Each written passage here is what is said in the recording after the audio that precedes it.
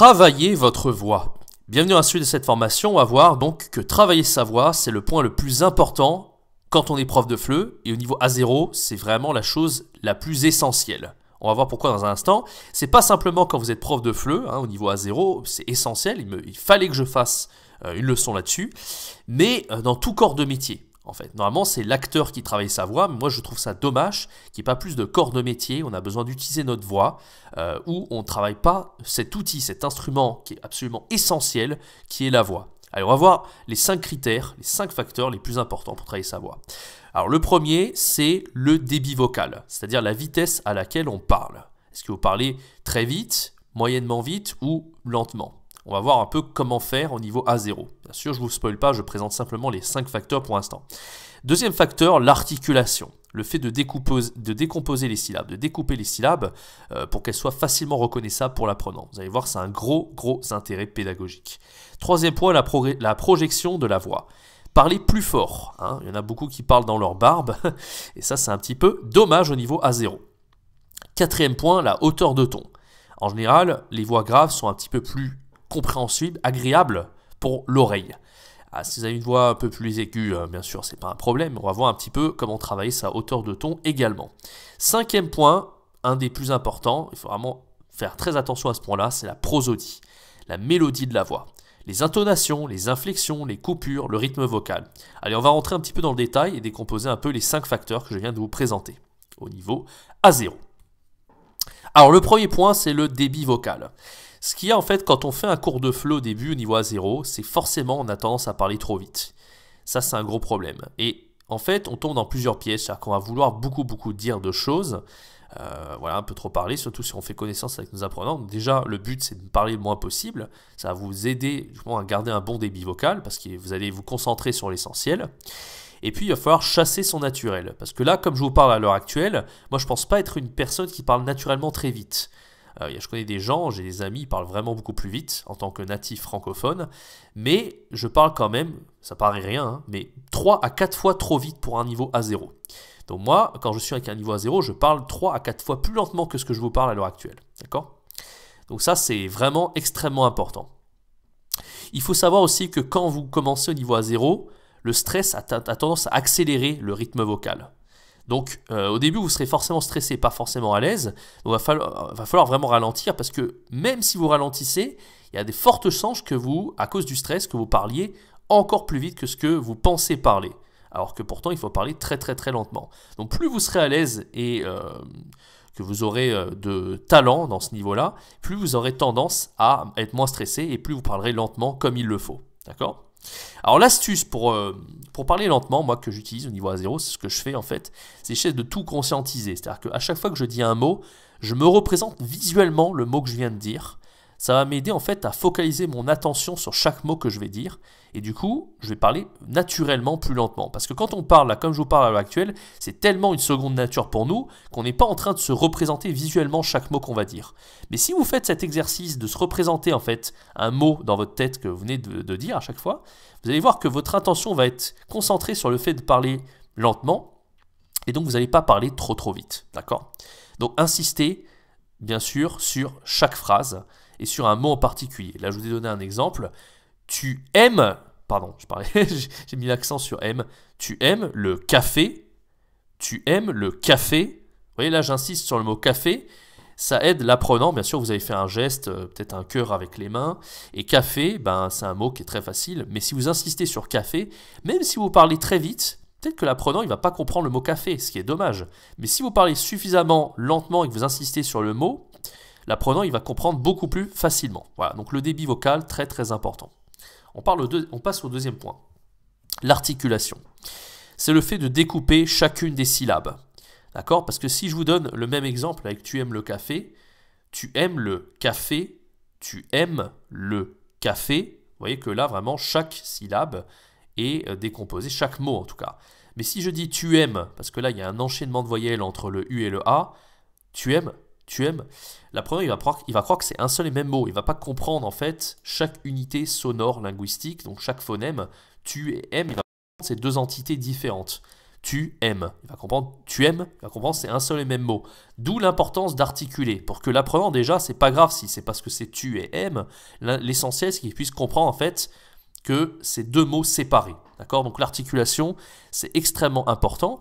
Et en plus, là, vous voyez, hein, tu aimes le café. Comprend que la phrase elle commence à tu et elle finit à café. Donc ça permet de comprendre à quel moment finit la phrase, commence la phrase, à quel moment elle finit.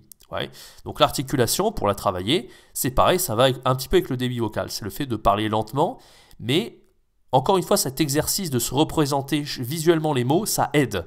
Parce que vous allez vraiment avoir chaque mot, les prendre, vraiment vous les approprier et arriver à parler beaucoup plus clair, de façon beaucoup plus claire et limpide pour votre apprenant. Troisième point, la projection de la voix. Alors, faut faire, comme je l'ai dit en début de vidéo, faut faire attention à ne pas parler dans sa barbe. Hein, on n'est pas tous à égalité, je sais qu'il y a des profs qui vraiment arrivent vraiment bien à projeter leur voix, avoir une voix assez grave. Mais parler dans sa barbe, c'est un gros problème de compréhension pour votre apprenant. Il va vraiment falloir vraiment parler plus fort. Ça va améliorer la compréhension, parce qu'on pense que si on parle plus fort, c'est simplement une histoire d'audition. Est-ce que l'apprenant, il entend bien ce qu'on dit ou pas? Est-ce que c'est la qualité de mon micro, etc. Tout ça, c'est des facteurs qui vont peut-être jouer, mais naturellement, quand vous êtes un prof, il faut avoir, c'est ce qu'on dit, en fait, il faut un talent d'orateur, donc il faut quand même parler un peu plus fort. C'est pas parce que vous pensez que les gens, ils n'ont pas d'oreilles et qu'ils peuvent pas comprendre quand vous parlez plus lentement, c'est pas ça du tout, mais c'est juste que ça améliore la compréhension. Et faites le test, vous verrez en fait. Donc essayez de parler un peu plus fort, un tout petit peu plus fort que ce que vous pouvez faire d'habitude. Et le problème, comme je vous l'ai dit, c'est si vous parlez dans votre barbe ou à voix basse, vous allez avoir moins de qualité sur les facteurs qu'on a déjà vus, c'est-à-dire sur le débit et l'articulation. Hein, si on parle plus lentement, on a du mal. Tu aimes le café, là ça va, c'est compréhensible. Et si par contre, je parle plus lentement, tu aimes le café, j'arrive même pas à le faire, tu aimes le café. Vous voyez, tout de suite, j'articule moins bien, le débit est moins bon, etc. Donc, le fait de parler plus fort, ça va aider, en fait. Souvent, en fait, on ne peut pas soigner un des critères et foirer complètement les autres. C'est pas possible. Donc, si vous arrivez à être bon dans un des critères, un des facteurs que je vous présente, vous serez plus à l'aise avec un autre. D'où l'idée, vraiment, de s'appliquer sur chacun des 5 facteurs que je vous présente à l'heure actuelle. Quatrième point, la hauteur de ton. Voilà, donc les voix graves sont en général plus agréables à écouter. Donc ça, c'est vraiment un truc aussi, il faut s'amuser en tant que prof. Il faut être un peu un acteur quand on est prof. Si vous avez une voix un peu plus grave, alors bien sûr, les hommes en général les voix plus graves, mais il y a des femmes aussi qui ont des voix assez profondes, assez graves, plus que certains hommes. Et ça, il ne faut vraiment pas hésiter à utiliser ça, genre en abuser en fait. Et moi, la meilleure astuce que je peux vous donner, c'est exactement comme je vous ai dit pour les mots, de les conscientiser. Il va falloir faire pareil sur votre voix. C'est-à-dire que chaque chose que vous allez dire, vous allez prendre conscience, en fait, vous focaliser. C'est un peu comme la méditation. Prendre conscience de votre voix, se concentrer dessus et un petit peu faire comme si vous étiez un acteur, en fait. Vous savez, je sais pas, moi je suis pas très télé-réalité, mais bon, tout le monde connaît ce personnage-là, cette personne qui jouait dans Secret Story, qui faisait la voix. Il disait ici la voix, il disait comme ça. Mais en fait, vous devez vous amuser à faire ce genre de truc, essayer de prendre une voix un peu plus grave et à parler lentement, etc. C'est exactement cette idée-là, en fait, pour arriver à être plus persuasif aux yeux de vos apprenants, enfin, en tout cas, à être plus compréhensible. Cinquième point, la prosodie. Alors ça, c'est un des plus importants, mais tout dépend du message que vous voulez transmettre, comme je l'ai dit ici. Alors c'est important pour se faire comprendre la prosodie parce que je sais pas si vous avez déjà vu un bébé, en fait, faites le test avec un bébé.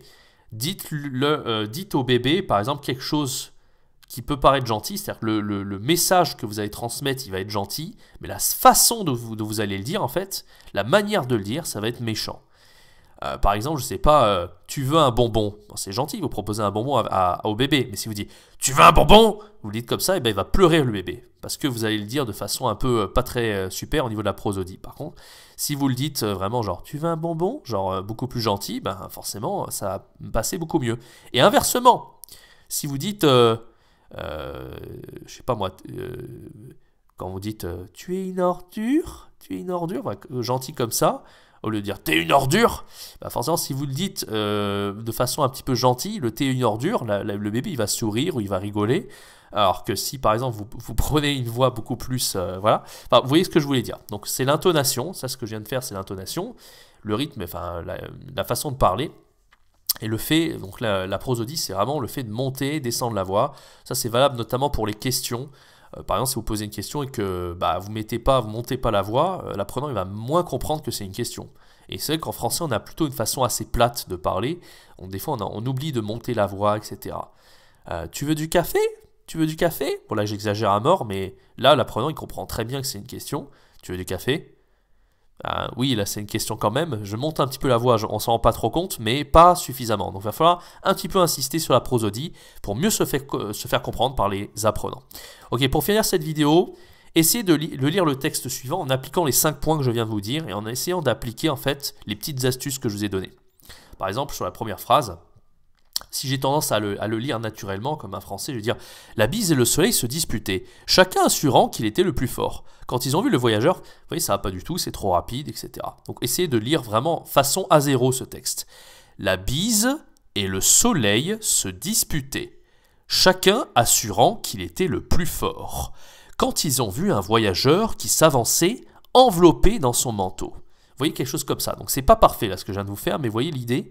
J'essaye de maîtriser un petit peu le fait que la voix soit profonde, découper un peu les syllabes, la prosodie, enfin essayez de faire attention aux 5 facteurs et de lire ce texte. Entraînez-vous autant de fois que possible.